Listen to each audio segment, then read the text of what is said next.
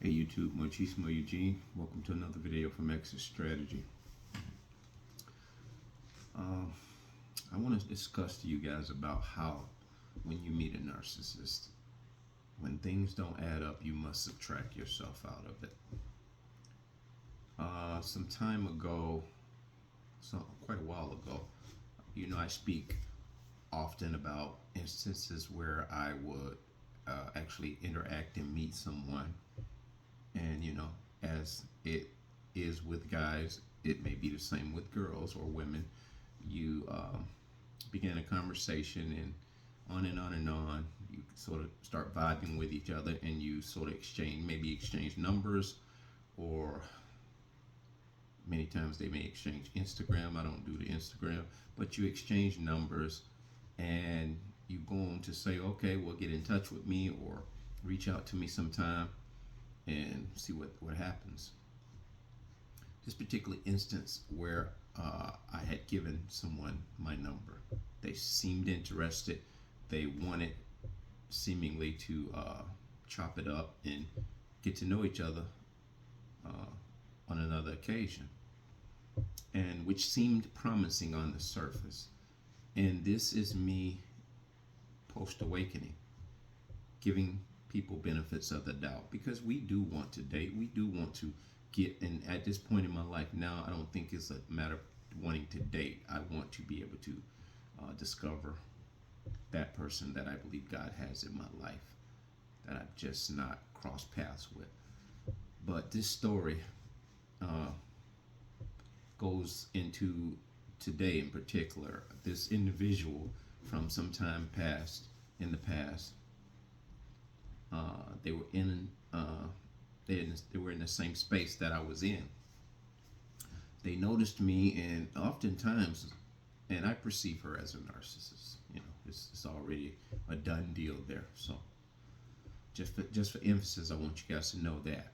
So this is where we're going with this. And they walk up and approach me, and they say, "Hey, how you been doing? Hey, I'm sorry I didn't call you, or haven't I've been just so," and they give you this laundry list of the things that they've had to do as to why they didn't. And this is breadcrumbing. This is to see your reaction, how you're gonna fend for or fiend for them, like you're a crackhead fiending for some dope. See, the narcissist, the addict, we are the heroin in their life. We are the crack cocaine. We are that aphrodisiac that they can't do without because of the energy that we possess. So don't get that twisted. Anyhow, she goes on to say, "Yeah, I'm sorry. What's been going on? How are you doing?" I say, "Everything good." And when they said, "Sorry, I haven't gotten a chance to get in touch with you," I said, "Well, that was some time ago." I said, "Don't worry about that. No foul, no loss, no foul." And see, by me reacting in the way that I did nonchalantly, that wasn't the reaction that they were expecting. And in essence, they still might have tried to detect some kind of emotion from that. But with my most honest expression, I said, "Don't worry about that. It was a while ago. I'm good. No foul, no loss." And so you could see that they were trying to initiate more and more of a conversation to gather more intel or to gather more reaction. And I just, in a somber way, just stared at them and kind of just, gave them my attention with this somber stare like I'm doing now. It's like, "Everything's good. How about you?" And they may read some kind of reaction in that, and that's fine, because you can't pretend to be something that you're not. If you're an empath, they may readily read that you could care less, or you're a little bit still concerned. You still have an interest in them. And maybe she read all of the above. I don't know. But I gave her the attention that they so desperately want, because I didn't want to just abruptly say, "Oh, I'm kind of in a rush," because I wasn't in a rush. So out of curiosity, I let them, give me their spiel. And what they do is give you the laundry list of what they had to do, blah, blah, blah. And they'll tell you, "Oh, I got to grab this, I got to grab that, then I got to go off to the football game or whatever my son is into." And I said, well, yeah, you got a situation anyway. From what you tell me, you most recently told me, which was an instance where I ran into them. It seemingly I ran into them on 3 occasions from the very initial time that I exchanged and gave them. I didn't get their number. I gave them mine, and because they asked for it. And if a woman asks for my number and I see an interest in her, I may or may not give her my number. It just depends. In this case, I did. So on 3 occasions, and this being the third today, I had seen them. And I think on the last occasion, and I basically broke down, which was some time ago. I said, "What's your situation?" Well, my situation isn't a situation. I essentially was married. I'm divorced, but I still live in the house with them. We don't have intimacy. We don't share the same room. And right away, it's like flag, flag, flag, flag. I've lived that type of situation before. And you men don't ever, ever downplay or accept or tolerate or buy into any of these situations, whether they may be true or not. That woman may be truthfully telling you, I don't have any finances to get out right now, but we're living in the same house. We don't have any romance. He lives in a room, I live in a room, or we're sleeping in separate beds. That's an arrangement that is comfortable for them. You don't have to sign on to that. I don't care how hot he is, how hot she is. Women too. Don't sign on to that situation. Make sure you know, because they're telling you the God honest truth. We're living in the same house, but there are so many lies attached to that. So that was, I think, the second interaction. They kind of gave me their little situation. And what the narcissist is doing is they're temperature checking you, they're tolerance checking you, they're trying to see what you will and won't accept. And when they had given me that spiel on that second interaction, I had said, well, you got to figure that out for yourself. Hey, that ain't my deal. I don't do that. I'm okay. And they were like, they persist. Oh, I don't want you thinking that we doing. I said, it doesn't matter what I think. It matters a lot what you just described to me, and that's an arrangement that you're accepting. I don't accept that. And so they went on to say, oh, that, I know, I understand that, I respect that, but hey, that is what it is. So they're yet still trying to get you to accept this situation, to which you won't, or you shouldn't. Once you have those boundaries firmly in place, you shouldn't. I don't care how much or how irresistible you think he is or she is. You must form, can keep, and maintain these boundaries. You'll thank yourself for it. Your life will thank you for it. And so this third occasion here, and it's funny how I'm meeting this individual in the same place. I look up, they're right in front of me when I look up. So in essence, I know, and I will always believe, this narcissist is stalking. They happen upon you before you happen upon them. They see you before you see them. I've always said this. They could see you at a gas station up the road. They pretty much may follow you to wherever you are going, or they recognize your car.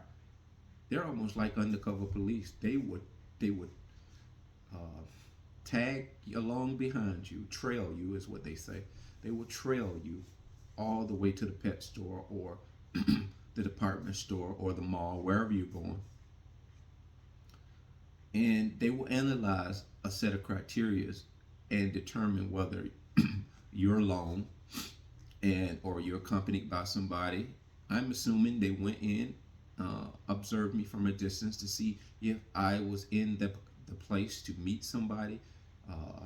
They want to make sure that you're alone. And I mean, I know in many cases they may speak to you nonchalant when you're with someone or family member, whatever. They'll do it discreetly. And some of them may be as brash enough to come up and even make themselves known to you in front of the new love interest. If any of you have experienced that, let me know. They have no boundaries. Nothing is off the table. So I digress. So to the bigger point, I saw her today, and as I said, sorry. They always give you these half-hearted, half-assed, lying-ass excuses. And, I'm like, hey, it's all good. And so she persisted to start telling me all these, this list of stuff she has to do.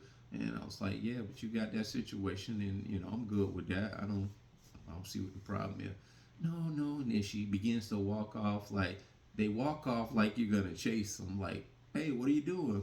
So, and I was like, hey, don't be a stranger. And she came back, turned around, was like, she said, hey, she said, you know what? I want to tell you something. She said, you see the way I'm dressed? I'm all covered. I'm modest. I don't show myself like a lot of women. So I guess this is an attempt to show me how top shelf she really is. That I don't really appreciate what's in front of me. Whatever her case is, I don't know. And then she went from that to saying, "You see this bag right here?" She said, "Hey," she said, "how much you think this bag costs?" I said, "I don't care what it costs." No, she said, "What do you think about this bag?" Is what she said. Sorry. She said, "What do you think about this bag?" And I said, "I don't. It's a bag. It looks pretty general. It's a general bag." She said, "Yeah, it looks really. It blends in. It isn't flashy, is it?" And I said, "No, it matches you. You all black. You in all black. Had some beige in it and had some brown tones in it." I said, "It looks like it coordinates with what you have on." She said, "Exactly. It doesn't stand out." She said, "You wouldn't know that this was a $400 bag." I said, "Now I do. You just told me." She said, "No, you're missing the whole point." She said, "I'm not flashy. I'm like that. I'm not this. Nobody knows, you know." And I said, "I know now because you just made it known to me. You emphasized the fact that you paid $400 for that bag." And I say, I can see at best $50 for, or even, let's say, 100. And that's really pushing it for any bag. There are book bags that cost, I paid for a North Face backpack when I was in college, 120. So, realistically speaking, not to disparage anybody out there who may have purchased bags for hundreds of dollars. So I want to recant that to some degree. But me personally, that doesn't appeal to me. That doesn't appeal to me at all. I mean, and to the degree you have to emphasize it, if I should feel compelled or I should feel that I would spend that kind of cash on a bag for my significant other, I may too purchase a bag in that respect, but it won't be a woman that really has to have that stuff on a constant basis. I don't even think I would do that just really on a practical level, just a one off. I just don't really think I would. But you got phones that cost 1,500, so I don't know. There's something to be said about that. But the point is, she emphasized that that was a $400 bag, and she said, and I said, well, it doesn't matter to me. I said, that seems like a ton of money to put on a bag, and she said, yeah, she missing the whole point.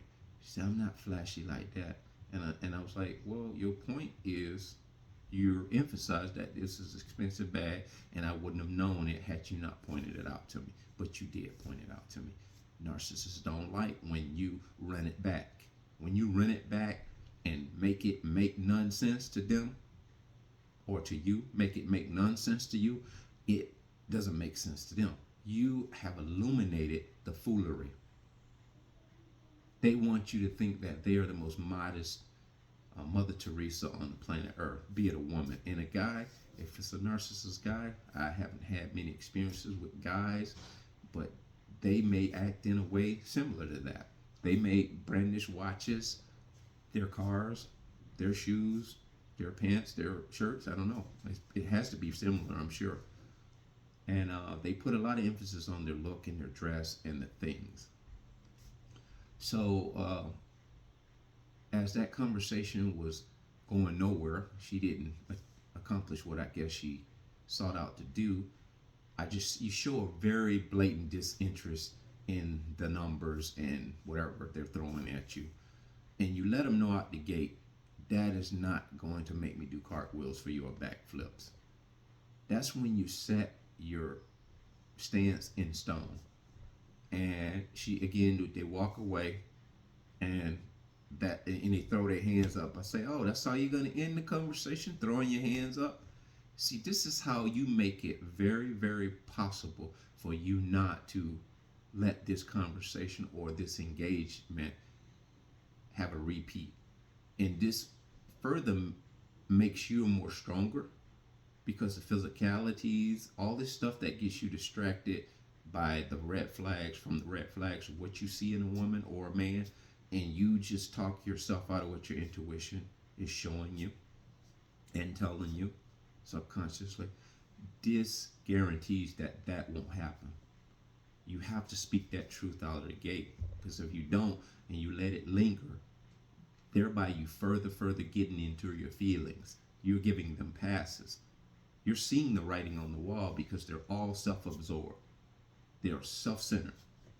You've seen this movie before, so don't go watching the movie again that you've already seen. It's a waste of time. It's a waste of life, and you name it. So she walked away, and it was a very disappointing thing to know that this person, who in appearance looks like such a decent human being, but she has this disorder, so that makes her subhuman. Her tendencies are disastrous. Her tendencies are dark. So whatever her intentions may seem to be on the surface, she has a dark agenda, and you must understand this, guys and girls. And so she went off her merry way, and that situation she may have with her, she said, ex-husband, they're divorced, and she said, only reason I'm staying because of the health insurance or something to that degree. So when they're telling you that, they have arranged that amongst themselves. She's actually telling me, if you're staying with a person because of the health insurance, because I understand you have to be under the same address. If you guys have made a pact to do that, you could just as very well stay with your aunt or some other siblings and get your mail at that house. But they're lazy. They want to be the cheapskates of the earth. She would rather stay there with him, and he probably, in fact, is a narcissist himself. Narcissists are swingers most often. They have several partners in different things like that. They do some of the most atrocious sexual acts, and this is where all of this other stuff comes from when we talk about this voyeurism and all this. And we all have some inhibitions or some fantasies out there, I'm sure, but sometimes you can get too wayward about things, and then it becomes too far too soon. But being an individual with free will, you have the right to do whatever you feel is comfortable for your life. That's your right. But that is what I believe is going on in this situation. They are both making deals with the devil, and they're using the children as an excuse of why she's staying in it. Next June, and all of this. And I'm like, well, you know what? Don't rush. I mean, do what you got to do, because you gotta find out what fits for you. So you just keep them in the dark. You don't let them know that this is a bunch of BS. Don't even waste your time with me. I already know what you are. You're actually telling them that, but you're allowing themselves to tell themselves what they are. You're reflecting back to them a disinterest, because they don't have an interest in you that's real or genuine. And so when you reflect it back to them nonchalantly, they're confused. They really don't, because they can't get you hook, line, and sinker. If something is amiss, and it frustrates and flusters them. So that's why you get the hand thrown up. It's like, hey, I gotta go, blah, blah, blah. And I say, it's nice seeing you again. Take care of yourself. And when they see me again, be it 2-3 months from now, I don't know. It's just how it seems to happen. They happen upon me. You're gonna have to spend the rest of your life walking through these swamps where these piranhas and these garden snakes and these water moccasins of sort are. They are everywhere. They're in every capacity of life. You're not going to be able to avoid them. So the more we're educating ourselves and becoming aware of how these people move per the behavior, and this is not something that you're going to have to take a back seat on. You don't have that option. That's not a luxury that you're afforded, unfortunately. Because if you're like me, an empath that resonates very high and intuitive as I am,